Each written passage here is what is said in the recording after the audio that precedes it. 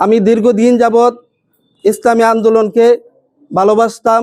ইসলামী আন্দোলনের মধ্যে যোগদান করেছিলাম। প্রথম যোগদান করাকালীন অবস্থায় আমাকে ইউনিয়নের সভাপতি বানাইছেন। কিছুদিন পরেই আমাকে কেন্দ্র থানার সহসভাপতি পদে নিযুক্ত করেছেন। এখন জামাতে ইসলামের মধ্যে যোগ দেওয়ার পিছনে কারণ হলো, আমি দেখেছি, লক্ষ্য করে দেখেছি, যদি কোনো নেতাকর্মী, কোনো সমর্থক যদি কোনো দল থেকে কোনো আপদ বিপদে পড়ে, তার পিছনে শেল্টার দেওয়ার মতো এরকম যোগ্য কোনো মানুষ নাই, অথবা ওই দল থেকে যে তাকে শেল্টার দিবে অথবা সহযোগিতা করবে, এরকম কিছু পাওয়া যায় না, অথবা আশা করলেও ভুল হবে। আমি যেটা দেখেছি, জামাতে ইসলামের নিয়ম শৃঙ্খলার দিক দিয়ে জামাতে ইসলামের অত্যন্ত সবল এবং স্ট্রং।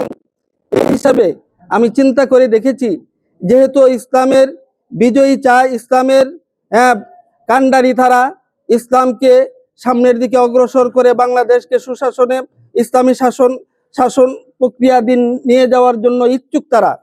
এই হিসাবে আমার মন চাইছে, যেহেতু সাংগঠনিক দিক দিয়েও একটু সবল, আর ইসলামী দল হিসাবে আমি জামাতে ইসলামীর মধ্যে যোগদান করেছি।